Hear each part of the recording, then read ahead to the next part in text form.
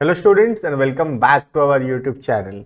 आज के क्लास में हम लोग स्टार्ट करेंगे एडमिशन ऑफ अ पार्टनर, जो कि हम लोग सीबीएसई क्लास 12th का टॉपिक है और एक ही वीडियो के अंदर पूरा का पूरा कंप्लीट चैप्टर हम लोग आज यहाँ पे डिस्कशन करने वाले हैं। तो वीडियो स्टार्ट करते हैं। Admission of a partner, what do you mean by the word admission? Admission का मतलब होता है जब हम लोग किसी नए पार्टनर को पार्टनरशिप फॉर्म में पार्टनर बनाते हैं, उसको बोलते हैं एडमिशन ऑफ अ पार्टनर। अब या वो तो as per the partnership deed हो सकता है, या फिर सारे पार्टनर अगर एग्री करते हैं, if all the partner agrees, then एक व्यक्ति को पार्टनर बनाया जा सकता है इन द पार्टनरशिप फॉर्म। ठीक है, देखना, a person can be admitted as a partner if it is so agreed in the partnership deed. अगर पार्टनरशिप डीड में लिखा हुआ है तो वो पार्टनर बन सकता है, या फिर with the concert of all the partners, या सारे पार्टनर्स के कंसर्न से, सबकी सहमति से। Admission of a partner is a reconstitution of the firm. चाहे वो चेंज इन पीएसआर हो, एडमिशन हो, रिटायरमेंट हो या डेथ हो, सब कुछ क्या है? Reconstitution of the partnership firm है। बोलने का ये मतलब है पुराना फर्म क्लोज हो जाता है और उसके जगह नया फर्म स्टार्ट होता है, नया पार्टनरशिप डीड बनता है उसमें। ठीक है, सबसे पहला जो टॉपिक हमको पढ़ना है वो है calculation of sacrificing ratio and new ratio. Formula वही है सेक्रीफाइस निकालने का, old share minus new share. अब अगर ये प्लस में आता है तो वो सेक्रीफाइस है, अगर माइनस में आएगा तो वो गेन होगा। जो भी नया पार्टनर आया है जनरली वो गेन करेगा, और जो भी पुराने पार्टनर्स हैं, एग्जिस्टिंग पार्टनर्स हैं, वो लोग कुछ कुछ हिस्सा सेक्रीफाइस करेंगे। ठीक है, इसके रिलेटेड टोटल बहुत सारे केसेस हो सकते हैं, मैं सब कुछ यहाँ पे लिख दिया हूँ। टोटल 5 केसेस बनाए हैं। इस 5 केस को छोड़कर और कोई भी टाइप का क्वेश्चन नहीं आ सकता है, तो जितना भी पॉसिबल टाइप का केसेस है हम यहाँ पे अभी डिस्कस करने वाले हैं। ठीक है, सबसे पहला केस 1, ए और बी पार्टनर है, प्रॉफिट शेयरिंग रेशियो है 2:1 का। सी इज एडमिटेड फॉर 1/4 शेयर और 25 share in the percent in the profit. ठीक है, तो ए और बी पार्टनर है, रेशियो है 2:1 का। हम सी को पार्टनर बनाए और सी को हम देंगे 1/4। ठीक है, तो सी को 1/4 देने के बाद कितना बचेगा पहले हमको वो कैलकुलेट करना होगा। तो हम सबसे पहले निकालेंगे remaining share for A and B. अगर हम सी को 1/4 दे देते हैं तो ए और बी के लिए क्या बचेगा? 1 माइनस 1/4, दैट इज 3/4। क्योंकि टोटल 1 है, उसमें से 1/4 हम सी को दे दिए, तो ए और बी के लिए बचेगा 3/4। अब ए और बी इस 3/4 को डिवाइड करेंगे कौन से रेशियो में? ओल्ड रेशियो में। कौन सा रेशियो? Old, that is 2:1। तो ए का जो नया हिस्सा आएगा दैट इज 3/4 इंटू 2/3, तो वो आएगा 2/4। ठीक है, बी का जो हिस्सा होगा 3/4 का 1/3, दैट इज 1/4, और सी का तो है ही 1/4। ठीक है, hence the new ratio is 2:1:1। समझ में आ रहा है? तो नया रेशियो क्या होगा? 2:1:1। ये पहला टाइप का क्वेश्चन है। अगर हम सेक्रीफाइस निकालना चाहें, हम सेक्रीफाइस निकालेंगे। यहाँ पे सेक्रीफाइस वैसे ही निकलेगा जैसे पहले निकलता था, that is old share minus new share. ठीक है, ये जो केस 1 है इसमें हम सेक्रीफाइस जब निकालेंगे ए और बी का, हम ये देखेंगे कि ए और बी के बीच में जो सेक्रीफाइसिंग आएगा वो भी 2:1 ही आने वाला है। एक बार चेक कर लेते हैं, मैं इसको यहाँ पे रब कर देता हूँ। न्यू रेशियो आ गया हमारा 2:1:1। ठीक है, अब अगर हम देखें ए का सेक्रीफाइस, इज सेक्रीफाइस, ए का पहले हिस्सा था 2/3 का ओल्ड रेशियो, और नया है 2/4 का। तो एलसीएम जाएगा 12, 4 इंटू 2 8, 8 माइनस 6, 2/12 प्लस में आ रहा है, तो ए का सेक्रीफाइस है 2/12 का। ठीक है, बी का सेक्रीफाइस, पहले हिस्सा था 1/3, अब हिस्सा है 1/4। एलसीएम लेके करेंगे 12, 1/12 sacrifice, hence the sacrificing ratio is 2:1, जो कि किसके बराबर है, ओल्ड रेशियो के बराबर होगा। ठीक है, तो सिर्फ केस 1 में ही ऐसा होगा जहां पे ओल्ड रेशियो और सेक्रीफाइसिंग रेशियो जो होगा वो इक्वल रहेगा। अगर हम सी का निकालते, सी का ऑब्वियसली गेन ही आएगा। ठीक है, ये हो गया केस नंबर 1। सेकेंड जो टाइप ऑफ क्वेश्चन हो सकता है देखना case 2, A and B are partners, A और बी पार्टनर है, C is admitted for 1/8 share in the profit. तो सी को हम पार्टनर बनाए और सी को हम हिस्सा देंगे 1/8 का। In future A and B will share in the ratio of 4:3। तो समझ रहे हो क्या अलग है इसमें, इसमें ए और बी का फ्यूचर का रेशियो क्या होगा वो दिया हुआ है। तो वैसे ही करेंगे फिर से। सबसे पहला रिमेनिंग शेयर, सी को देने के बाद ए और बी के लिए क्या बचेगा, दैट इज 1 - 1/8 विच इज 7/8। ठीक है, अब ये 7/8 को अगर कुछ नहीं बोला होता तो हम ओल्ड रेशियो में डिवाइड करते ए और बी के बीच में, लेकिन इस क्वेश्चन में बताया हुआ है कि ए और बी का फ्यूचर रेशियो क्या रहेगा, तो हम उसी में डिवाइड करेंगे। तो ए का न्यू शेयर 7/8 को डिवाइड करना है 4:3, मतलब 4/7, तो ये आएगा 4/8। बी का न्यू शेयर 7/8 इंटू 3/7, 3/8, और सी का तो हम जानते ही हैं 1/8। तो न्यू रेशियो होगा 4:3:1। समझ में आ रहा है, सेक्रीफाइस खुद से कर लोगे आराम से, old ratio, old share minus new share. ठीक है, next case number 3, third type of question क्या हो सकता है देखना, A and B are partners in a ratio of 2:1। A और बी पार्टनर है, 2:1 का रेशियो है। They admitted C as a partner for 1/4 share. C को पार्टनर बनाए और सी को हम हिस्सा देंगे 1/4 का। ठीक है, which he acquire from old partners in the ratio of 3:2। तो यहां पे इस बार क्या दिया हुआ है, इस बार ए और बी का फ्यूचर का रेशियो नहीं दिया है, इस बार दिया है कि ये जो 1/4 हम सी को देंगे, ये ए और बी कितना कितना देंगे ये दिया हुआ है। That means this 3:2 is the sacrificing ratio, ये सेक्रीफाइसिंग रेशियो दिया हुआ है। ठीक है, तो हमको सबसे पहले निकालना पड़ेगा ए का सेक्रीफाइस। हम सी को कितना देंगे 1/4, 1/4 में ए कितना देगा 3/5, क्योंकि 3:2 में देंगे ना, तो ए कितना देगा 1/4 का 3/5, तो ए का सेक्रीफाइस होगा 3/20। वैसे ही बी का सेक्रीफाइस 1/4 का 2/5, मतलब 2/20। This is the sacrifice of B. ठीक है, अब दोनों का सेक्रीफाइस पता चल गया। अगर हम ओल्ड से माइनस करेंगे तो न्यू आ जाएगा, बिकॉज हमको पता है sacrifice equals to old minus new. तो हम बोल सकते हैं new equals to old minus sacrifice. समझ में आ रहा ना, अगर sacrifice equals to old minus new है, न्यू को इधर ले आए, सेक्रीफाइस को उधर ले गए, तो क्या बनेगा, new equals to old minus sacrifice. ठीक है, तो ए का न्यू रेशियो निकाल सकते हैं अब हम आराम से।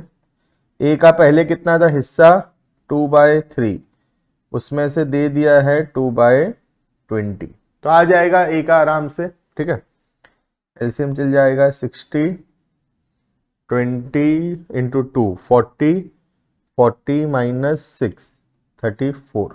ठीक है, बी का आ जाएगा 1/3 माइनस 2/20, तो एलसीएम चला जाएगा वही 60, 20 माइनस, सॉरी ये 3/20 था ना, गलत हो गया थोड़ा,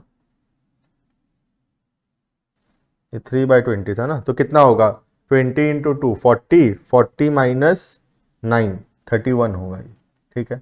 नेक्स्ट बी का 1/3 माइनस 2/20, एलसीएम लेंगे 60, ये होगा 20 माइनस 6 14/60, ठीक है। और सी का जो है, सी का हिस्सा 1/4, अगर हम 1/4 को कन्वर्ट करेंगे 60 के टर्म्स में तो कर सकते हैं हम लोग कन्वर्ट बड़े आसानी से। तो कितना आ जाएगा 1/4 इंटू 15 इंटू 15, तो कितना होगा 15/60, ठीक है। Hence the new ratio will be 31:14:15, ये होगा न्यू रेशियो केस नंबर 3 का, ठीक है। तो केस नंबर 3 में क्या अलग था, केस नंबर 3 में सी का हिस्सा तो दिया है 1/4, लेकिन जो ओल्ड पार्टनर्स है उनका सेक्रीफाइस दिया हुआ है। तो क्वेश्चन में 3:2 जो है वो सेक्रीफाइसिंग रेशियो है, ठीक है। Next case number 4, A and B are partners in a firm in the ratio of 3:2। तो पार्टनर है ए और बी, रेशियो 3:2 का। A gives 1/3 of his share, ध्यान से पढ़ना, ऑफ हिज शेयर, ठीक है। तो ए देगा 1/3 ऑफ हिज शेयर, ये सबसे इंपॉर्टेंट है। And B gives 1/5 from his share. फर्क याद है, ये सेम चीज हम लोग पढ़े हैं in the chapter of change in profit sharing ratio, of his share from his share, ठीक है। तो ए का जो सेक्रीफाइस है ऑफ हिज शेयर है, ऑफ हिज शेयर का मतलब ए के पास जितना है उसका 1/3 देगा वो, ठीक है। तो ए के पास कितना है 3/5, उसमें से वो 1/3 देगा, तो ए का सेक्रीफाइस हो गया 1/5, ठीक है। बी का सेक्रीफाइस, बी का दिया देखो 1/5 फ्रॉम हिज शेयर। फ्रॉम में क्या होता है, डायरेक्टली सेक्रीफाइस दिया हुआ है, तो बी का सेक्रीफाइस डायरेक्टली दिया हुआ है 1/5 का, ठीक है। तो हम न्यू रेशियो बड़े आसानी से निकाल सकते हैं। ए का न्यू क्या होगा, पुराना 3/5 माइनस जो सेक्रीफाइस किया 1/5, तो ए का आएगा 2/5, बी का 2/5 माइनस 1/5, 1/5, और सी का पहले से 1/5 ए से मिला था, 1/5 बी से मिला, टोटल हो गया 2/5। New ratio 2:1:2। क्लियर है ये ए का न्यू रेशियो, ए बी और सी का न्यू रेशियो, ठीक है। लास्ट टाइप ऑफ क्वेश्चन, जो आखिरी टाइप ऑफ क्वेश्चन हो सकता है वो देखना, केस नंबर 5 का। A B and C are partners in a firm in the ratio of 2:2:1। D is admitted for 1/6 share. तो हम डी बोल के एक नया पार्टनर लाए हैं जिसको प्रॉफिट में हिस्सा देंगे 1/6 का, ठीक है। C will retain his original share, इसका मतलब क्या होता है, सी क्या बोल रहा है कि डी के आने के वजह से मैं सेक्रीफाइस नहीं करूंगा, मतलब मेरा जो हिस्सा पहले था अभी भी वही रहेगा, ठीक है। तो सी का पहले हिस्सा कितना था 1/5, तो सी का ये बोलना है कि मेरा हिस्सा अभी भी 1/5 रहना चाहिए, ठीक है। तो हम ऐसे क्वेश्चंस को कैसे करेंगे देखना, हम निकालेंगे remaining share for A and B. A और बी के लिए क्या बचा देखते हैं। टोटल हिस्सा 1 था, टोटल हिस्सा 1 था ना, उसमें से हम लोग दे दिए डी को 1/6। क्लियर है, टोटल हिस्सा 1 था, उसमें से हम डी को दे दिए 1/6, सी को दे दिए 1/5। तो ए और बी के लिए क्या बचा, 1 माइनस 1/6 माइनस 1/5। समझ में आ रहा ना, टोटल हिस्सा में से 1/6 और 1/5 दे दिए, तो क्या बचा हम वो देख रहे हैं। तो टोटल में से 1/6 और 1/5 हट जाएगा, तो जो बचा वो ए और बी के लिए होगा। तो एलसीएम जाएगा 30, 30 माइनस 5 माइनस 6, 19/30, ये ए और बी के लिए बचा, ठीक है। तो ए का न्यू, अब ये 19/30 ए और बी आपस में डिवाइड कर लेंगे, कौन से रेशियो में, ओल्ड रेशियो। ए और बी के बीच में आपस में ओल्ड रेशियो क्या है, 2:2, दैट इज 1:1। तो ए का नया हिस्सा कितना होगा, 19/30 इंटू 1/2, 19/60, ठीक है। बी का न्यू 19/30 इंटू 1/2, 19/60, ठीक है। सी का तो हम देख सकते हैं 1/6 था, अगर 1/6 को 60 में कन्वर्ट करेंगे तो इंटू 10, दिस विल बी 10/60, ठीक है। और जो सॉरी सी का तो 1/5 था ना, ये डी का था, सी का 1/5 था, तो 1/5 को अगर हम कन्वर्ट करेंगे इंटू 12, दैट इज 12/60। और डी का था 1/6, कन्वर्ट करेंगे 60 में 10/60। मैं होप करता हूँ जानते होगे तुम कि अगर डिनोमिनेटर सेम नहीं होगा तो रेशियो नहीं बनता उससे, तो डिनोमिनेटर तो सेम करना ही पड़ता है हमेशा। तो डिनोमिनेटर सेम कर दिए, सबका डिनोमिनेटर 60 है। नाउ द रेशियो इज 19:12:10,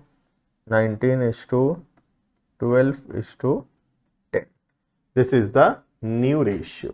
समझ में आ रहा है? तो ये मैक्सिमम पॉसिबल केसेस है जो टाइप का क्वेश्चन आ सकता है, इनको छोड़कर और कोई भी टाइप का क्वेश्चन नहीं आ सकता।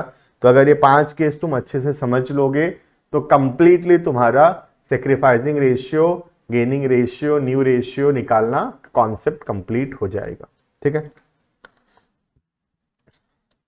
नेक्स्ट जो कॉन्सेप्ट में चलते हैं that is accounting for goodwill, ठीक है। अकाउंटिंग फॉर गुडविल क्यों जरूरी है, सबसे पहले ये समझते हैं। कोई भी नया पार्टनर आता है तो अब वो हमारे साथ पार्टनर बनेगा, प्रॉफिट में उसको हिस्सा मिलेगा, और फ्यूचर में जो भी गुडविल से बेनिफिट्स होने वाला है, जो भी हम पास्ट में मेहनत किए हैं उसके वजह से जो भी फायदा होने वाला है फ्यूचर में गुडविल के वजह से, वो बेनिफिट्स न्यू पार्टनर को भी मिलेगा। इसी वजह से एडमिशन ऑफ अ पार्टनर के टाइम पर हम न्यू पार्टनर को बोलते हैं कि तू अलग से पैसा लेकर आ for your share of goodwill, क्योंकि तुमको फ्यूचर में फायदा होने वाला है गुडविल के वजह से। इस वजह से आज हम एक्स्ट्रा पैसा मांगते हैं पार्टनर से, जिसको हम बोलते हैं प्रीमियम फॉर गुडविल, ठीक है। अभी प्रीमियम फॉर गुडविल का अमाउंट कैसे निकलता है देखना। जैसे फॉर्म का गुडविल है सपोज 1 लाख, ठीक है, बिजनेस का गुडविल है 1 लाख रुपए, और हम नए पार्टनर को पार्टनर बनाए हैं 1/4 के लिए। तो जो नया पार्टनर गुडविल का पैसा लाएगा वो होगा 1 लाख का 1/4, दैट इज 25,000 रुपीज उसको लाना पड़ेगा for his share of premium for goodwill, जो कि किसके बीच में डिवाइड होगा, सेक्रीफाइसिंग पार्टनर्स के बीच में। ध्यान रखना ओल्ड पार्टनर नहीं है यहाँ पे कॉन्सेप्ट क्या है, सेक्रीफाइसिंग पार्टनर्स के बीच में डिवाइड होगा, वो भी कौन से रेशियो में, सेक्रीफाइसिंग रेशियो में, ठीक है। अभी हम निकालना सीखे सेक्रीफाइसिंग रेशियो, वो काम आएगा प्रीमियम फॉर गुडविल को डिवाइड करने के लिए, ठीक है। चलो तो स्टार्ट करते हैं डिफरेंट केसेस। केस नंबर 1 है when premium for goodwill is paid privately. Paid privately का मतलब होता है पार्टनरशिप फर्म से बाहर पार्टनर आपस में देना लेना कर लिए हैं गुडविल का पैसा, वो लोग अपना सेटल कर लिए हैं, पार्टनरशिप फर्म में कोई भी एंट्री इसका नहीं होगा, ठीक है। तो ये 1 मार्क क्वेश्चन में पूछ सकता है generally, premium for goodwill is paid privately, तो उसका कोई भी एंट्री नहीं होगा, ठीक है। Second, premium for goodwill is brought in cash और cheque by the new partner. तो नया पार्टनर कैपिटल का पैसा तो लाया ही है, साथ ही साथ गुडविल का भी पैसा वो लेकर आया है। तो क्या एंट्री होगा, पहला एंट्री कैश या बैंक अकाउंट डेबिट, क्योंकि पैसा आया तो कैश या बैंक डेबिट होगा। जितना पैसा गुडविल का लाया टू प्रीमियम फॉर गुडविल, जितना पैसा कैपिटल का लाया to new partners capital account, ठीक है। अब ये जो प्रीमियम फॉर गुडविल का पैसा लेकर आया है ये डिवाइड करेंगे सेक्रीफाइसिंग पार्टनर्स के बीच में in the sacrificing ratio. Entry होगा premium for goodwill account debited, पहले क्रेडिट हुआ था प्रीमियम फॉर गुडविल, अभी उसको डिवाइड करें तो उसको डेबिट करेंगे, और सेक्रीफाइसिंग पार्टनर को पैसा मिलेगा तो उसका कैपिटल हम क्या करेंगे, क्रेडिट करेंगे। सेक्रीफाइसिंग पार्टनर्स कैपिटल और current account in which ratio, in sacrificing ratio. समझ में आ रहा है? तो ये केस नंबर 2 है, जब नया पार्टनर गुडविल का पैसा कैश या चेक में लेकर आया है। ठीक है, कितना पैसा लाएगा वो हम पहले ही देख चुके हैं, जितना गुडविल होगा मल्टीप्लाई बाय जितना उसका शेयर होगा। जैसे गुडविल है 1 लाख रुपए और उसका प्रॉफिट में शेयर है 1/4 का, तो 1 लाख का 1/4 उतना पैसा वो लेकर आएगा। ठीक है, next case number 3। Case number 3 बहुत सिंपल है, इसमें कुछ खास बात है नहीं। केस नंबर 3 और केस नंबर 2 बिल्कुल सेम है। केस नंबर 3 में क्या होता है देखना, premium for goodwill is brought in cash और चेक, तो नया पार्टनर प्रीमियम फॉर गुडविल का पैसा लाया है, एंड विड्रॉन, ये नया है खाली देखो ध्यान से, and withdrawn bye sacrificing partners इधर फुल्ली और पार्टली। ठीक है, तो पहले तो 2 एंट्री वही होगा, गुडविल का पैसा लाने का एंट्री, ऊपर जो अभी अभी हम किए वही एंट्री, कैश या bank account debited to premium for goodwill to new partners capital, और फिर प्रीमियम फॉर गुडविल को डिवाइड करेंगे सेक्रीफाइसिंग पार्टनर्स के बीच में इन द सेक्रीफाइसिंग रेशियो। तो पहला 2 एंट्री तो सेम होगा ही होगा।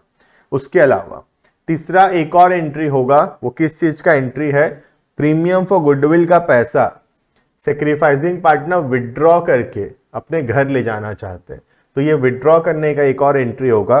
तो पैसा विड्रॉ करने का एंट्री क्या होगा, सेक्रीफाइसिंग पार्टनर्स कैपिटल और करेंट अकाउंट डेबिट, क्योंकि पैसा विड्रॉ कर रहे हैं ड्रॉइंग से तो कैपिटल कम होगा, और पैसा जाएगा तो टू कैश या बैंक अकाउंट। ठीक है, अब क्वेश्चन में बताएगा हमको या तो पूरा का पूरा पैसा जो भी गुडविल का मिला है पूरा पैसा वो विड्रॉ कर सकते हैं, या फिर पार्टली आधा अधूरा पैसा भी विड्रॉ कर सकते हैं। जितना पैसा विड्रॉ किए होंगे एंट्री नंबर 3 में अमाउंट उतना ही होगा। अगर पूरा विड्रॉ किए हैं तो पूरा अमाउंट आएगा, अगर पार्टली विड्रॉ किए हैं तो पार्टली जितना विड्रॉ किया उतना अमाउंट हम लोग लिखेंगे। ठीक है, next case number 4। Case number 4 है when premium for goodwill is brought in kind, तो एंट्री बिल्कुल सेम है। इन काइंड का मतलब होता है कैश या चेक ना लाके उसके बदले कोई एसेट ले आना, तो एंट्री में सिर्फ इतना सा चेंज है, यहाँ पे एसेट हो गया है। पहले यहाँ पे क्या होता था, कैश या बैंक, इसके जगह में क्या लिख लिया हम लोग, एसेट लिख लिए, क्योंकि इस बार कैश या बैंक से पैसा नहीं लाया है, इस बार एसेट लेकर आया है। बाकी एंट्री सेम है, asset account debited to new partners capital to premium for goodwill, और फिर प्रीमियम फॉर गुडविल को डिवाइड करेंगे सेक्रीफाइसिंग पार्टनर्स के बीच में इन द सेक्रीफाइसिंग रेशियो। ठीक है, तो ये कोई अलग से केस बनता ही नहीं है, ये तो बहुत आसान है। कैश या चेक लाया है तो कैश और बैंक होगा, अगर एसेट लाया है तो एसेट हम लोग लिखेंगे। ठीक है, next case number 5 when premium for goodwill is brought in part. In part का मतलब होता है आधा पैसा लाया है और आधा पैसा नहीं लाया है। जैसे कि फॉर एग्जाम्पल सपोज 25,000 रुपीज लाना था, ठीक है, प्रीमियम फॉर गुडविल। अब उसमें से पार्टनर क्या किया है, सपोज 15,000 रुपए लेकर आया है प्रीमियम फॉर गुडविल का, और 10,000 रुपए जो है वो नहीं लाया है गुडविल का। तो जो भी पैसा वो नहीं लाया है वो उसके करेंट अकाउंट से हम लोग एडजस्ट करेंगे, उसका करेंट अकाउंट उतना रुपए से डेबिट हो जाएगा। तो एंट्री क्या होगा, पहला 15,000 रुपए लाने का एंट्री, दैट इज कैश या bank account debited 15,000 to premium for goodwill 15,000। ठीक है, लेकिन बाकी जो 10,000 रुपए वो नहीं लाया है वो हम डेबिट करेंगे उसके करेंट अकाउंट से।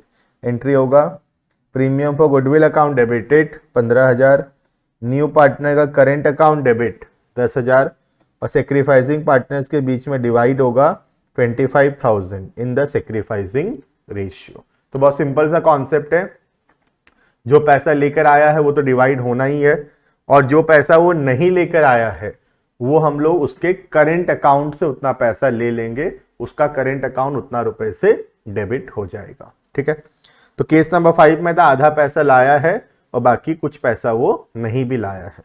और केस नंबर 6 जो आखिरी केस है उसमें यही है कि वो पैसा ही नहीं लाया है गुडविल के नाम का।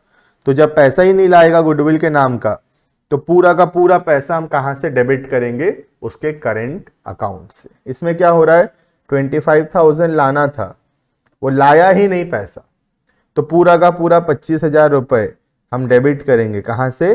पार्टनर के करेंट अकाउंट से। ठीक है, तो बहुत सिंपल सा कॉन्सेप्ट है। इतना सारा केस है जरूर, लेकिन उसका नीड नहीं है। देखोगे तो अगर कैश में पैसा लाएगा तो कैश डेबिट होगा, चेक से पैसा लाएगा तो बैंक डेबिट होगा, एसेट लाएगा तो एसेट डेबिट होगा, और क्रेडिट होगा प्रीमियम फॉर गुडविल। और उस प्रीमियम फॉर गुडविल को हम डिवाइड करेंगे सेक्रीफाइसिंग पार्टनर्स के बीच में इन द सेक्रीफाइसिंग रेशियो।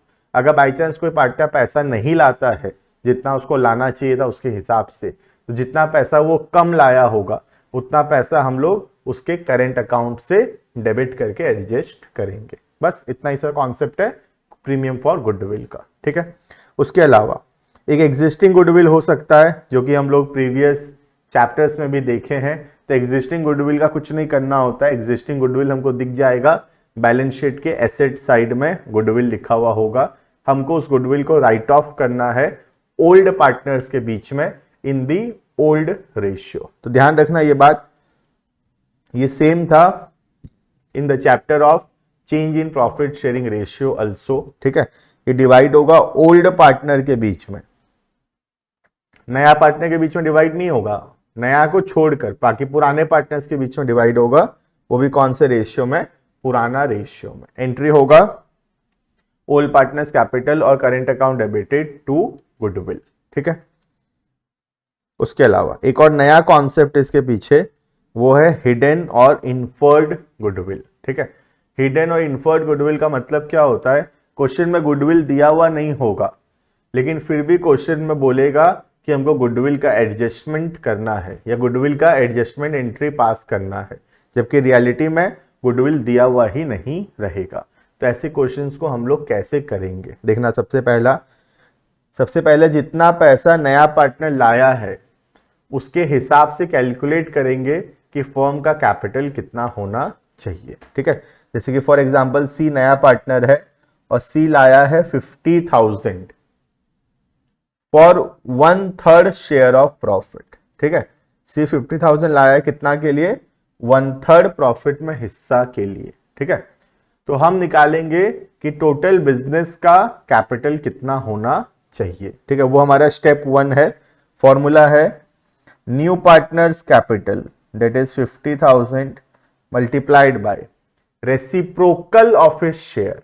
तो उसका शेयर कितना है? 1/3, उसका रेसिप्रोकल तो होगा कितना? 3/1, तो 1,50,000 ये आएगा हमारा स्टेप नंबर 1 का आंसर। ठीक है, ये है कंपनी का या पार्टनरशिप फर्म का जो नेट वर्थ है कितना होना चाहिए as per the capital of the new partner. कुछ नहीं करना है, new partner capital multiplied by reciprocal of his share. ठीक है, सेकेंड स्टेप में निकालना है कि नए पार्टनर के आने के बाद अब बिजनेस का जो कैपिटल एम्प्लॉयड है या बिजनेस का जो नेट वर्थ है वो कितना है। ये सेम तुम देख सकते हो गुडविल के चैप्टर में कैपिटल एम्प्लॉयड निकालना सीखते हैं हम लोग। ये बिल्कुल वही सेम चीज है, वही कैपिटल एम्प्लॉयड है। एक लाइबिलिटी साइड अप्रोच है और एक एसेट साइड अप्रोच है। तो लाइबिलिटी साइड अप्रोच में कैपिटल लेंगे। ध्यान रखना ये कौन सा कैपिटल लेना है? नए पार्टनर के आने के बाद। तो यहां पे नया पार्टनर के आने के बाद का हम लोग कैपिटल एम्प्लॉयड निकाल रहे हैं, तो नए पार्टनर का कैपिटल को लेना मत भूलना। ठीक है, तो कैपिटल लेंगे including the new partners capital plus reserve, minus करेंगे 3 चीज, goodwill, non trade investment and fictitious assets. ठीक है, ये था हमारा लाइबिलिटी साइड अप्रोच। वैसे ही एसेट साइड अप्रोच भी हो सकता है। हमको लेना है ऑल एसेट्स। ऑल एसेट्स मतलब नए पार्टनर के आने के बाद। ठीक है, तो ध्यान रखना नए पार्टनर के आने की वजह से कैपिटल इंक्रीज होगा और कैश भी इंक्रीज हो जाता है। तो ऑल एसेट लेते वक्त नया पार्टनर जो कैश लाया है उसको लेना मत भूलना। ठीक है, तो ऑल एसेट्स कौन कौन से एसेट को छोड़ के? वही 3, goodwill, non trade investment and fictitious asset minus करेंगे आउटसाइड लाइबिलिटीज। तो देखोगे तो ये सिंपल फॉर्मूला है कैपिटल एम्प्लॉयड का after the admission of the partner. ठीक है, उसके बाद गुडविल कैलकुलेट करना है। Goodwill is simply step number 1 minus step number 2, this is the value of goodwill. ठीक है, तो 3 स्टेप है हिडन गुडविल निकालने का और इससे आराम से हिडन गुडविल कैलकुलेट हो जाएगा। वंस हिडन गुडविल कैलकुलेट हो जाता है उसके बाद गुडविल का जो ट्रीटमेंट है, जो एंट्री है, वही एंट्री किया जाएगा। समझ में आ रहा है? तो एंट्री कौन सा होगा, क्योंकि वहां पे गुडविल के बारे में कुछ बताया नहीं था अलग से, हम गुडविल कैलकुलेट किए हैं, तो ऑब्वियस सा बात है कि नया पार्टनर गुडविल का पैसा नहीं लाया होगा। और अगर नया पार्टनर गुडविल का पैसा नहीं लाएगा तो जो केस नंबर 6 है वो एंट्री होगा, that is new partners current account debited to sacrificing partners capital और करेंट अकाउंट। ये एंट्री होगा हिडन गुडविल के क्वेश्चन में, क्योंकि हिडन गुडविल में गुडविल का पैसा अलग से पार्टनर नहीं लाया है। और अगर पार्टनर पैसा नहीं लाता है तो केस नंबर 6 में जो एंट्री होता है गुडविल का, वही एंट्री होना चाहिए। क्लियर है? This is all about the topic of goodwill. Next topic है accounting for reserves, accumulated profits and losses. ये सेम टॉपिक हमारा पिछले चैप्टर में भी था, that is change in profit sharing ratio, और यहाँ पर भी बिल्कुल सेम लॉजिक है, कुछ भी चेंज नहीं है। ठीक है, इसमें भी 2 मेथड है। मेथड नंबर 1 में हम क्या करते हैं, कोई भी रिजर्व, एक्युमुलेटेड प्रॉफिट या लॉसेस को हम लोग डिवाइड कर देंगे पार्टनर्स के बीच में in the old ratio, that is admission से पहले हो रहा है ये। ठीक है, तो क्योंकि ये एडमिशन से पहले हो रहा है इसीलिए डिवाइड होगा ओल्ड रेशियो में। और ये रिजर्व, प्रॉफिट या लॉसेस, ये सब कौन से टाइम का है, जब नया पार्टनर एडमिट नहीं हुआ था उस समय का रिजर्व है, उस समय का लॉस है। तो ये सब ओल्ड पार्टनर्स के बीच में डिवाइड होगा ओल्ड रेशियो में। ठीक है, एंट्री वही का वही रहेगा जो पहले हम लोग करते थे। रिजर्व डिवाइड करने के लिए रिजर्व अकाउंट डेबिट या profit and loss account WCR IFR account debit to old partners capital और करंट अकाउंट। ध्यान रखना रेशियो कौन सा रहेगा, इन द ओल्ड रेशियो। ये WCR IFR क्या होता है आज हम डिटेल में उसको भी इस वीडियो में कवर करेंगे। ठीक है, उसके बाद जो भी एक्युमुलेटेड लॉसेस है, जैसे कि प्रॉफिट एंड लॉस अकाउंट का डेबिट बैलेंस या कोई डेफर्ड रेवेन्यू एक्सपेंडिचर्स, उसको भी हम डिवाइड करेंगे पार्टनर्स के बीच में in the old ratio. Entry होगा ओल्ड पार्टनर्स कैपिटल और current account debited to profit and loss account debit balance और डेफर्ड रेवेन्यू एक्सपेंडिचर। ध्यान रखना रेशियो कौन सा, old ratio, between which partners, old partners. ठीक है, अगर हम ये मेथड से करते, 2 मेथड है रिजर्व का, बिल्कुल सेम है जो हम पिछले वीडियो में देखे थे चेंज इन PSR में। ठीक है, तो अगर हम पहले मेथड से करते हैं तो ये रिजर्व, प्रॉफिट या लॉस हम पार्टनर्स के बीच में डिवाइड कर दिए इन द ओल्ड रेशियो। अब जो हम लोग बैलेंस शीट बनाएंगे एडमिशन ऑफ अ पार्टनर के बाद, उस बैलेंस शीट में रिजर्व, प्रॉफिट एंड लॉसेस नहीं रहेगा। ठीक है, वही लिखा हुआ है, reserve, profit and losses are not shown in the new balance sheet. ठीक है, तो एडमिशन के बाद जो बैलेंस शीट बनेगा उसमें रिजर्व, प्रॉफिट एंड लॉसेस नहीं रहेगा। क्लियर है? नेक्स्ट मेथड नंबर 2 था, ये मेथड भी पिछले वीडियो में भी हम कवर किए थे। मेथड नंबर 2 में हम क्या करते हैं, पार्टनर आपस में डिसाइड किए कि they don't want to distribute the accumulated profits and losses, तो लोग क्या करेंगे, सबसे पहले निकालेंगे नेट इफेक्ट। नेट इफेक्ट का मतलब है सारे रिजर्व्स को प्लस करेंगे, प्रॉफिट को प्लस करेंगे और लॉसेस को माइनस करेंगे। ठीक है, उसके बाद नेट इफेक्ट को मल्टीप्लाई करेंगे गेनिंग या सेक्रीफाइसिंग शेयर के साथ। जैसे ए का गेन है तो ए का जो अमाउंट निकलेगा मल्टीप्लाई होगा गेनिंग शेयर के साथ, जिसका सेक्रीफाइस है मल्टीप्लाई होगा सेक्रीफाइसिंग शेयर के साथ। और उसके बाद जनरल एंट्री पास करेंगे। अगर नेट इफेक्ट पॉजिटिव है तो एंट्री होगा गेनिंग टू सेक्रीफाइसिंग। ठीक है, अमाउंट क्या होगा, अमाउंट वही होगा जो स्टेप 2 में हम कैलकुलेट किए होंगे। और अगर नेट इफेक्ट नेगेटिव है देन सेक्रीफाइसिंग टू गेनिंग। ठीक है, ये कॉन्सेप्ट बिल्कुल सेम है जो कि पिछले चैप्टर में भी था, that is change in profit sharing ratio. ठीक है, अगर हम इस मेथड से ट्रीटमेंट करते रिजर्व और एक्यूमुलेटेड प्रॉफिट लॉसेस का, देन जो नया बैलेंस शीट बनेगा आफ्टर द एडमिशन उसमें रिजर्व प्रॉफिट एंड लॉसेस रहेगा। बात समझ में आ रहा है? तो दो मेथड हो गया। मेथड नंबर 1 में हम रिजर्व प्रॉफिट एंड लॉसेस को डिवाइड कर दे रहे हैं ओल्ड रेशियो में, और उसके बाद जो बैलेंस शीट बनेगा उसमें रिजर्व प्रॉफिट लॉसेस नहीं रहेगा। ठीक है। दूसरा मेथड है कि हम रिजर्व प्रॉफिट एंड लॉसेस को डिवाइड नहीं कर रहे, उसको गेनिंग टू सेक्रीफाइसिंग या सेक्रीफाइसिंग टू गेनिंग करके ट्रीट कर रहे हैं, और ऐसा करने से नया बैलेंस शीट जो बनेगा उसमें रिजर्व प्रॉफिट एंड लॉसेस रहेगा। ठीक है। अब कब कौन सा मेथड लगाना है और डिपेंड करता है कि हमारे क्वेश्चन में क्या बोला हुआ है। अगर क्वेश्चन में कुछ नहीं बोला है तो हम हमेशा मेथड नंबर 1 लगाएंगे। ठीक है। मेथड नंबर 2 तभी लगाना है जब क्वेश्चन में बोलेगा कि partner have decided to not to distribute the reserve accumulated profit और लॉसेस, या ऐसा लिखा होगा पार्टनर यही चाहते हैं कि जो रिजर्व प्रॉफिट लॉसेस का बुक वैल्यू था वही का वही मेंटेन रहे, ऐसा कुछ लिखा हुआ होगा तो हम मेथड नंबर 2 को यूज करेंगे। ठीक है। इसके अलावा दो इंपॉर्टेंट रिजर्व्स है, that is WCR and IFR, जो कि बहुत इंपॉर्टेंट है। हम देखते हैं एक एक करके। सबसे पहला है हमारा टॉपिक WCR। WCR का फुल फॉर्म था वर्कमैन कंपेंसेशन रिजर्व। ये रिजर्व हम क्यों बनाते हैं?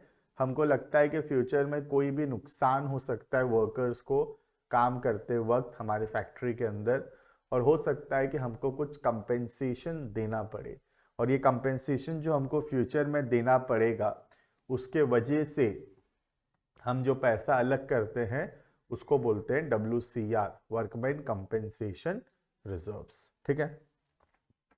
अब इसमें बहुत सारे केसेस आ सकते हैं। जैसे केस 1 है when there is no information, तो बताया नहीं है कि कुछ क्लेम हुआ क्या। ठीक है। मतलब वर्कर कुछ पैसा मांगा है बोल के अभी तक नहीं बताया है, या फिर क्वेश्चन में बोल दिया है नो क्लेम। ठीक है। एग्जाम्पल के तौर पे थोड़ा सा नंबर्स में ले लेते हैं, इजी रहेगा। सपोज हम लोग अलग किए थे 15,000 रुपीज़। ठीक है। ये सोच कर कि 15,000 रुपये तक का वर्कर को नुकसान हो सकता है और हमको पैसा देना पड़ेगा, तो हम 15,000 रुपये अलग कर दिए। केस 1 है, हम देखें कि कोई क्लेम हुआ ही नहीं या क्लेम के बारे में कोई इंफॉर्मेशन नहीं दिया हुआ है, तो पूरा का पूरा 15,000 जो है उसको हम डिवाइड करेंगे ओल्ड पार्टनर्स के बीच में इन दी ओल्ड रेशियो। समझ में आ रहा है? कोई क्लेम नहीं है तो पूरा 15,000 रुपये डिवाइड होगा।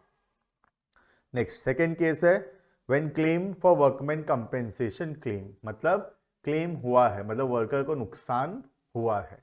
अब कितना नुकसान हुआ है उसके ऊपर 3 केस बनेगा, या तो नुकसान 15,000 से कम हुआ होगा, या नुकसान 15,000 हुआ होगा, या नुकसान 15,000 से ज्यादा हुआ होगा। ठीक है। पहला केस है when claim is less than WCR। Suppose claim हुआ 5,000 का, सपोज हम WCR बनाए थे 15,000 का और क्लेम हुआ है 5,000, तो कितना हजार रुपया बच गया? 10,000 रुपया बचा। ये 10,000 डिवाइड होगा पार्टनर्स के बीच में in the old ratio. Entry क्या होगा? WCR account debited 15,000 to workman compensation claim 5,000। ये वर्कमैन कंपेंसेशन क्लेम क्या है? ये एक लाइबिलिटी है बिजनेस के लिए, और ध्यान रखना क्योंकि लाइबिलिटी इसीलिए क्रेडिट हुआ, और जो नया बैलेंस शीट बनेगा एडमिशन के बाद उसमें WCC को लिखना मत भूलना, क्योंकि वो लाइबिलिटी है और वो बैलेंस शीट के लाइबिलिटी साइड में आएगा, वरना बैलेंस शीट टैली नहीं होगा फिर। ठीक है। और बाकी जो 10,000 रुपये है हम डिवाइड कर देंगे पार्टनर्स के बीच में ओल्ड पार्टनर ओल्ड रेशियो। ठीक है। ये हो गया पहला केस। 2 का 1। 2 का 2 है when claim is equal to WCR, मतलब हम 15,000 रुपये अलग किए थे और क्लेम भी हुआ है 15,000, तो कुछ भी नहीं बचा पार्टनर्स लोगों के लिए। पूरा 15,000 का WCR कम हो गया और उसके जगह 15,000 का नया लाइबिलिटी आ गया, वर्कमैन कंपेंसेशन क्लेम। एंट्री होगा WCR टू WCC। ठीक है। और थर्ड केस है जब क्लेम 15,000 से ज्यादा हुआ। सपोज क्लेम हो गया 18,000, द क्लेम इज 18,000, अब 3,000 रुपये हाथ से देना पड़ेगा। ठीक है। तो एंट्री क्या होगा, WCR account debit 3000, sorry 15000, revaluation account debit 3000, to WCC 18000, ठीक है। और ये रिवैल्यूएशन को फिर डिवाइड करेंगे पार्टनर्स के बीच में in the old ratio, old partner old ratio. तो देखोगे तो इनडायरेक्टली रिवैल्यूएशन रिवैल्यूएशन तो कैंसिल ही हो जाता है, डेबिट क्या हुआ है, ओल्ड पार्टनर्स कैपिटल या करेंट अकाउंट, ठीक है। तो ये तीन ही पॉसिबल सिचुएशन हो सकता है क्लेम होने का, या तो क्लेम WCR से कम है, क्लेम WCR के बराबर है, या क्लेम WCR से ज्यादा है। इसके अलावा कोई और केस नहीं हो सकता, ठीक है।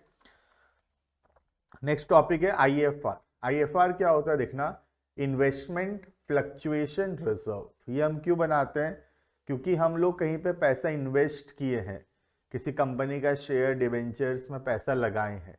अब हमको डर है कि उस कंपनी का जो इन्वेस्टमेंट का वैल्यू है वो कम हो सकता है, और अगर इन्वेस्टमेंट का वैल्यू कम हो गया तो हमको नुकसान हो जाएगा, और इस नुकसान को कवर करने के लिए हम जो पैसा अलग करते हैं उसको बोलते हैं IFR, ठीक है। तो मैं एग्जांपल के तौर पे सपोज ले लेता हूं कि बुक वैल्यू, बुक वैल्यू का मतलब होता है कितना में हम इन्वेस्टमेंट अभी रिकॉर्ड किए हैं बैलेंस शीट में, मतलब कितना में खरीदा गया था।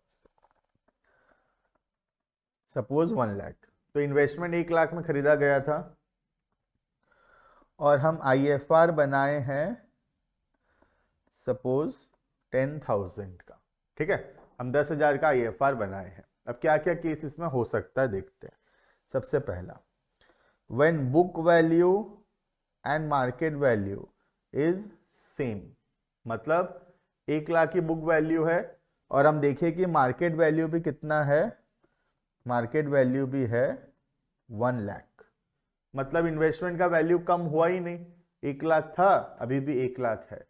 तो जो हम IFR बनाए थे पूरा का पूरा IFR बच गया, और हम डिवाइड करेंगे पार्टनर्स के बीच में IFR को in the old partner old ratio, ठीक है। अगर कोई इंफॉर्मेशन नहीं भी दिया होगा तो भी यही करना है। सपोज मार्केट वैल्यू दिया हुआ नहीं है तो हम यही मानेंगे कि मार्केट वैल्यू 1 लाख ही होगा, ठीक है। ये हो गया केस 1। केस 2 है when market value is less than the book value, मतलब मार्केट में वैल्यू कम तो हुआ है, अब कितना कम हुआ है उसके ऊपर 3 केस हो सकता है। जितना हम IFR बनाए थे उतना से कम, IFR के बराबर, या IFR से ज्यादा, ठीक है। जैसे कि फॉर एग्जांपल पहला केस लेता हूं, सपोज मार्केट वैल्यू हो गया 94,000 का, ठीक है। पहले बुक वैल्यू कितना था इन्वेस्टमेंट का, 1 लाख, अभी मार्केट वैल्यू कितना है 94,000, तो 6,000 रुपये कम हो गया। तो इन्वेस्टमेंट को 6,000 रुपये से कम करेंगे, लेकिन हम IFR बनाए थे कितने का, 10,000 का, तो 4,000 रुपये अभी भी बचा, डिवाइड होगा ओल्ड पार्टनर के बीच में in the old ratio. Clear. Next, suppose market value होता है एग्जैक्टली 90,000 का, तो कितना रुपया वैल्यू गिर गया इन्वेस्टमेंट का, 10,000, और हम IFR भी कितना का बनाए थे, 10,000 का। तो एंट्री होगा IFR account debited to investment, कुछ बचा ही नहीं तो पार्टनर्स कैपिटल नहीं आएगा। और तीसरा केस है फॉल हुआ है वैल्यू, सपोज मार्केट वैल्यू हो गया है 85,000, ठीक है। कितना रुपया वैल्यू गिर गया, 15,000 गिर गया इन्वेस्टमेंट का वैल्यू, हम तो 10 ही सोचे थे। तो IFR आएगा 10,000, रिवैल्यूएशन आएगा 5,000, और इन्वेस्टमेंट का वैल्यू कम करेंगे 15,000 से, ठीक है। फिर ये 5,000 को डिवाइड करेंगे ओल्ड पार्टनर्स के बीच में इन द ओल्ड रेशियो। अगर हम ध्यान देंगे अभी तक तो WCR और IFR बिल्कुल एक टाइप का कॉन्सेप्ट है, एक टाइप का इंट्रीज हो रहा है उसमें, ठीक है। IFR में एक एक्स्ट्रा केस भी हो सकता है ये कि हम सोचे थे कि इन्वेस्टमेंट का वैल्यू गिरेगा, लेकिन रियलिटी में इन्वेस्टमेंट का वैल्यू इंक्रीज हो गया। सपोज मार्केट वैल्यू 1 लाख क्या 1,05,000 हो गया, तो इन्वेस्टमेंट का वैल्यू इंक्रीज हो गया। तो इन्वेस्टमेंट का वैल्यू इंक्रीज होने से सबसे पहला तो IFR को डिवाइड कर देंगे ओल्ड पार्टनर्स के बीच में ओल्ड रेशियो में, ठीक है। उसके बाद इन्वेस्टमेंट का वैल्यू बढ़ा, एसेट का वैल्यू बढ़ा, तो रिवैल्यूएशन में रिकॉर्ड करेंगे, जैसे रिवैल्यूएशन ऑफ एसेट होता है, investment account debited 5000 to revaluation 5000, और फिर इस 5000 को डिवाइड करेंगे ओल्ड पार्टनर्स के बीच में in the old ratio. Clear?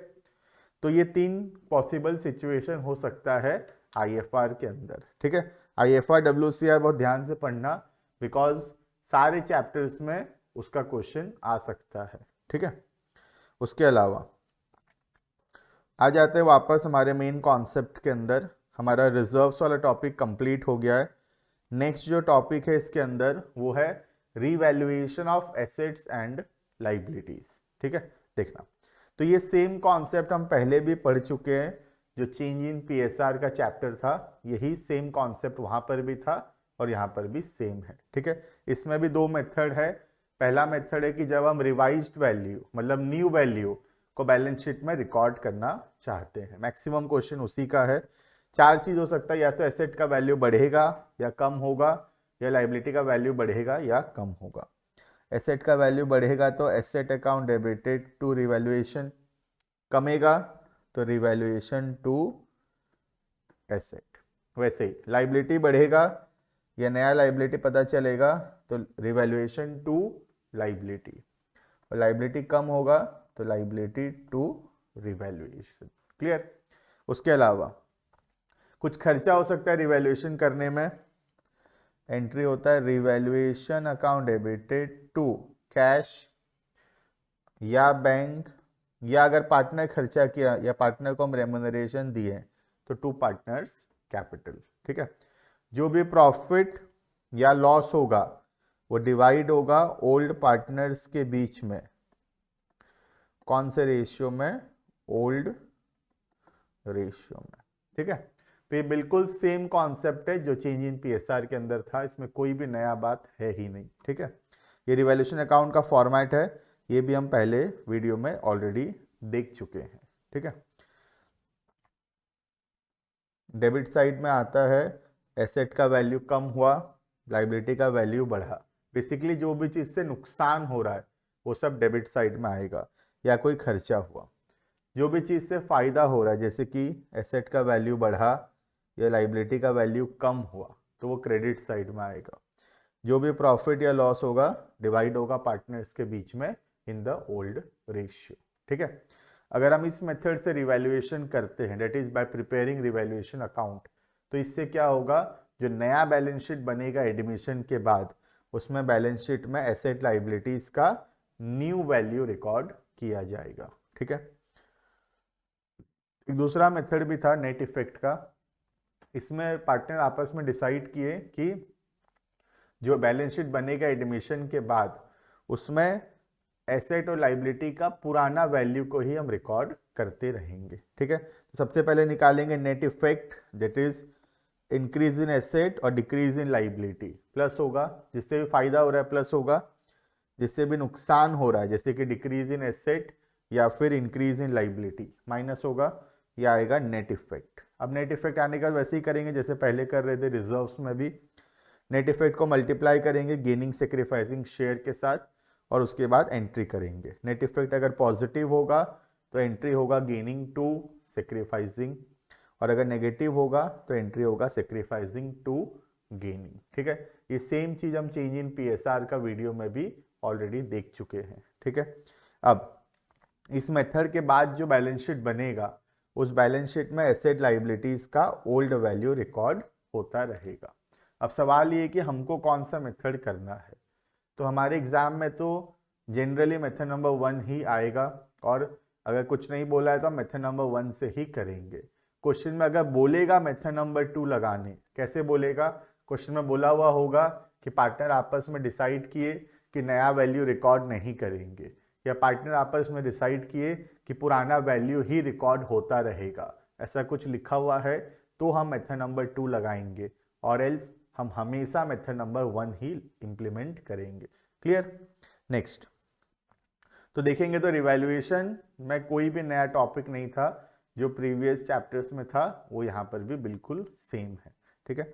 उसके बाद एक आखिरी टॉपिक बचता है, that is adjustment of capital. एक बहुत ही इंपॉर्टेंट टॉपिक है एडजस्टमेंट ऑफ कैपिटल, इसमें गलत होने का चांसेस भी बहुत है। सबसे पहला, इसमें 3 मेथड है एडजस्टमेंट का। पहला मेथड है कि नए पार्टनर के कैपिटल के हिसाब से पुराने पार्टनर का कैपिटल को हम एडजस्ट करेंगे, ठीक है। तो सबसे पहले निकालेंगे टोटल कैपिटल। हम देखेंगे नया पार्टनर कितना कैपिटल लाया।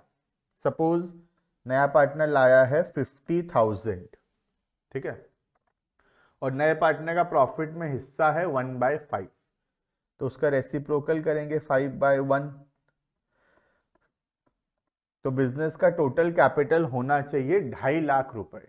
अगर हम लोग नए पार्टनर से 50,000 रुपए ले रहे हैं फॉर 1/5 शेयर, तो टोटल बिजनेस का जो कैपिटल होगा वो कितना होना चाहिए, 50,000 का 5/1, 2.5 लाख।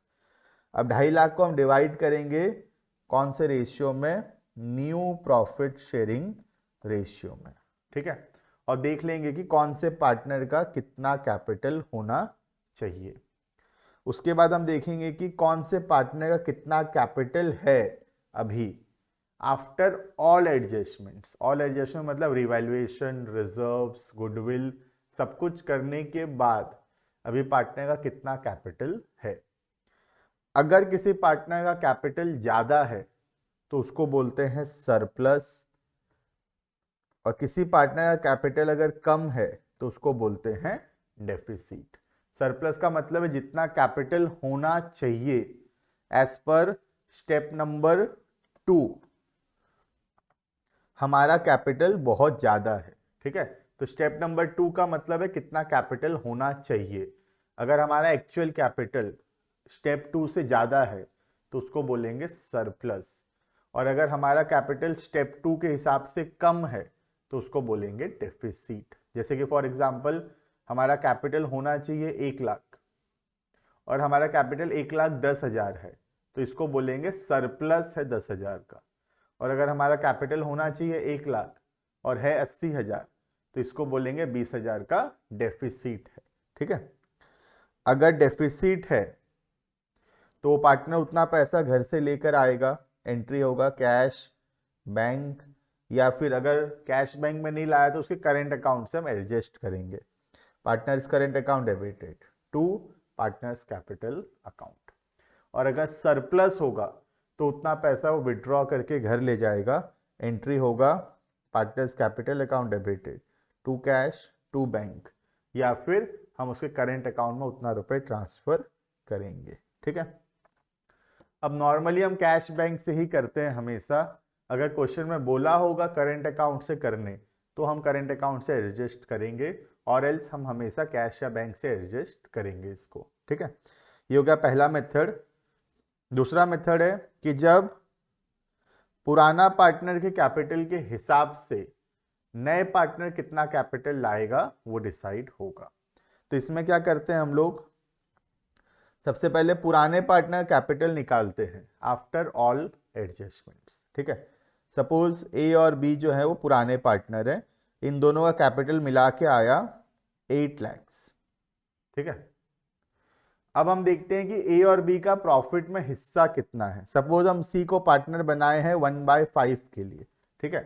तो अगर हम सी को 1/5 के लिए पार्टनर बनाए हैं तो ए और बी का प्रॉफिट में हिस्सा कितना होगा, 4/5, क्योंकि सी को अगर 1/5 दे देंगे तो ए और बी के पास बचेगा क्या, 4/5। तो टोटल कैपिटल ए और बी का कैपिटल 8 लाख मल्टीप्लाइड बाय उनका शेयर का रेसिप्रोकल 4/5 का रेसिप्रोकल 5/4, तो टोटल बिजनेस का कैपिटल होना चाहिए 10 लाख, ठीक है। क्या लॉजिक है ये, अगर 8 लाख रुपए लगाए हैं ए और बी मिलकर और ए और बी का टोटल प्रॉफिट में हिस्सा है 4/5 का, तो उस हिसाब से बिजनेस का टोटल कैपिटल होना चाहिए 8 लाख इंटू 5/4, मतलब 4/5 का रेसिप्रोकल। तो नया पार्टनर कितना लाएगा, 10 लाख का कैपिटल में से नया पार्टनर का प्रॉफिट में हिस्सा कितना, 1/5, तो नया पार्टनर लाएगा 1/5, तो सी को कैपिटल लाना होगा 2 लाख रुपए। क्लियर है। ये हम क्या किए, ओल्ड पार्टनर के कैपिटल के हिसाब से डिसाइड किए कि नया पार्टनर कितना कैपिटल लेकर आएगा। क्लियर। और थर्ड केस एक नया केस है जो कि पहले नहीं था बुक्स में, अभी अभी इंट्रोड्यूस हुआ है, एक ही क्वेश्चन उसका दिया हुआ है। इसमें क्या बोलता है देखना ध्यान से थोड़ा सा। इसमें बोलता है calculate new partners capital on the basis of combined capital of old partner. Total capital नहीं, ए और बी का कंबाइंड कैपिटल। बोलने का मतलब है जैसे ऊपर वाले क्वेश्चन में हम क्या किए, 8 लाख रुपए था ए और बी का कैपिटल, 8 लाख का 5/4 किए तो कितना आया 10 लाख, फिर 10 लाख का 1/5 लाएगा नया पार्टनर, डेट इज 2 lakhs।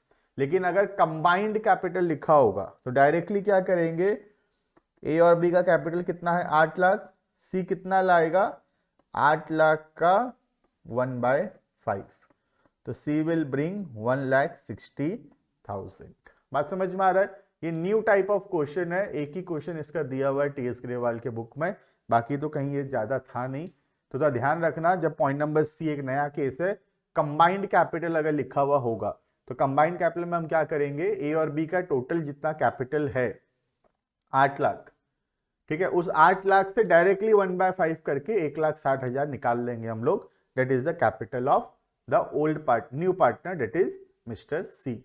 ठीक है, और जो सेकेंड वाला मेथड है उसमें क्या फर्क है समझ गए होगे, उसमें 8 लाख को यूज करके, 8 लाख क्या कंबाइंड कैपिटल, 8 लाख को यूज करके पहले निकाला टोटल कैपिटल, तो टोटल कैपिटल निकला 10 लाख, 10 लाख का 1/5 किया तो 2 लाख आया सी का। ठीक है, लेकिन केस नंबर 3 में क्या कर रहा है, कंबाइंड कैपिटल को डायरेक्टली यूज कर रहा है सी का शेयर निकालने के लिए। तो कंबाइंड कैपिटल 8 लाख है, 8 लाख का 1/5 दैट इज 1,60,000।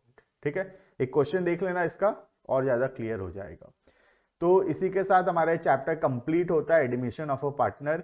कोई भी डाउट रह गया, कुछ भी दिक्कत है, कमेंट करके जरूर से बताना, हम उसको जरूर सॉल्व करेंगे। मिलते हैं नेक्स्ट वीडियो में, तब तक के लिए thank you and bye bye.